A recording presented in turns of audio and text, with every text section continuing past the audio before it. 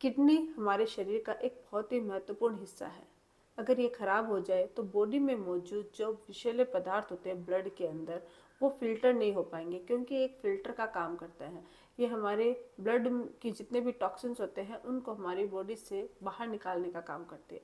अगर यही खराब हो गई तो हमारे जो टॉक्सिन्स होते हैं वो बाहर नहीं निकल पाएंगे और अंदर ही रह जाएंगे, जो आगे चलकर हमारी लाइफ के लिए खतरा बन सकते हैं।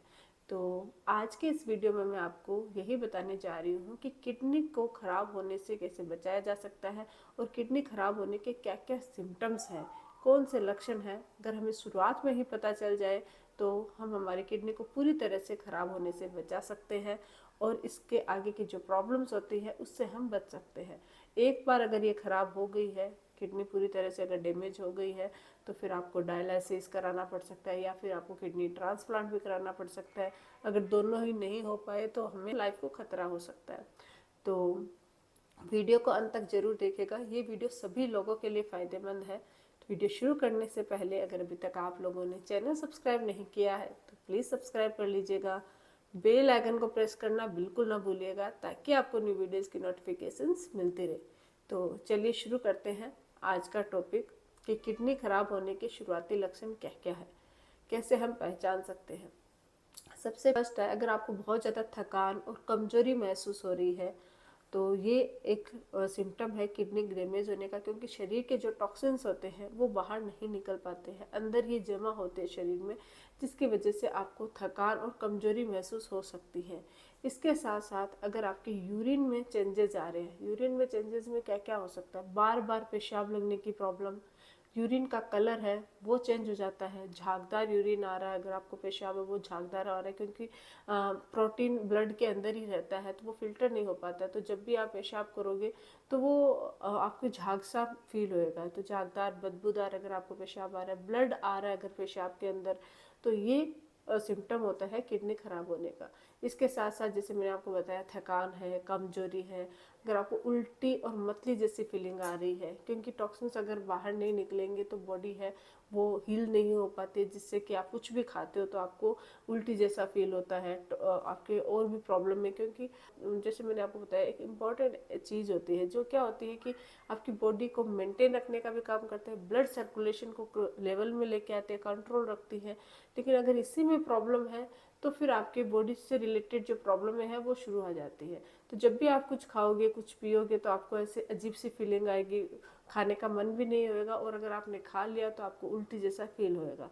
तो उल्टी और मतली की शिकायत के साथ साथ अगर आपके पेशाब में प्रॉब्लम है तो ये भी आपकी किडनी डैमेज होने का लक्षण हो सकता है। इसके अलावा सूजन, अगर आपके पैरों में, टखनों में, आंखों के नीचे, हाथों में अगर आपके सूजन आ रही है तो ये भी एक किडनी, क्योंकि क्या होता है कि स्वेलिंग क्यों आती है, इन्फ्लामेशन क्यों होता है, क्यों टॉक्सिन्स बाहर नहीं निकल पा रहे, तो आपके शरीर में सूजन की प्रॉब्लम रहेगी।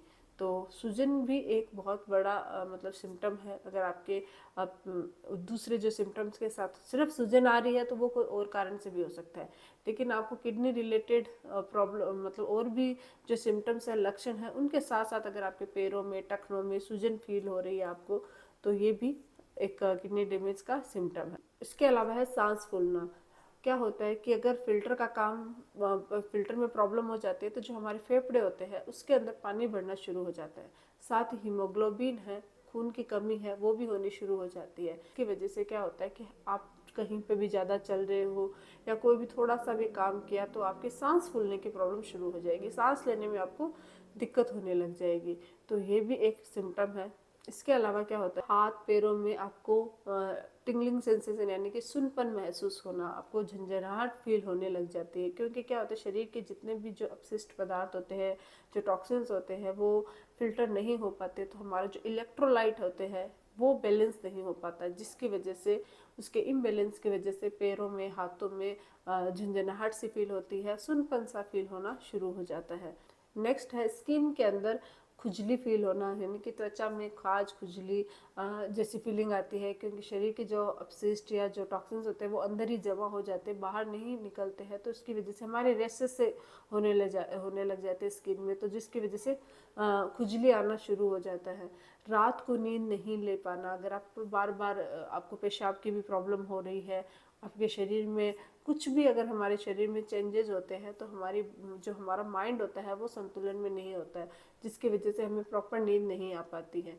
तो नींद नहीं आना ये भी एक सिम्टम है। इसके अलावा होता है बीपी हाई हो जाना। किडनी क्या करती है, हमारे ब्लड प्रेशर को, जो ब्लड प्रेशर होता है उसको नियंत्रण में रखती है, लेकिन अगर इसमें ही खराबी आ गई तो हमारी जो बीपी की प्रॉब्लम होती है वो होनी शुरू हो जाती है। ब्लड प्रेशर नियंत्रण में नहीं आता है।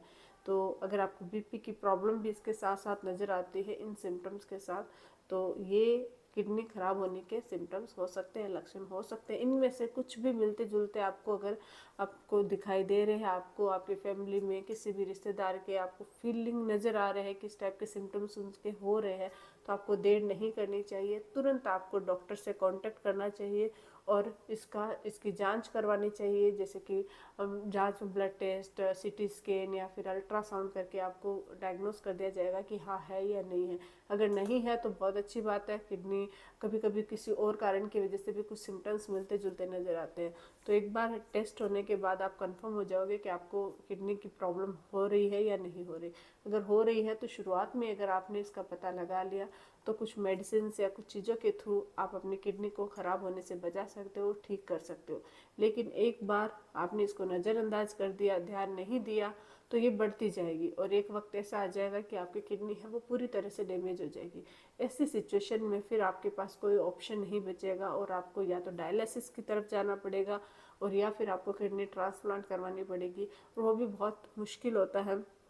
अगर उसको भी आपने इग्नोर कर दिया या और ज़्यादा बड़ी प्रॉब्लम हो गई तो फिर आपको अपनी लाइफ से हाथ धोना पड़ सकता है। तो पहले ही ध्यान रखिए, पहले ही सतर्क हो जाइए और अपनी किडनी को ख़राब होने से बचा लीजिए। तो आज के लिए बस इतना ही। आई होप कि वीडियो आप लोगों के लिए हेल्पफुल रहा है। वीडियो अगर अच्छा लगे तो प्लीज़ चैनल को लाइक कीजिए, शेयर कीजिए और सब्सक्राइब जरूर कीजिएगा। Thank you.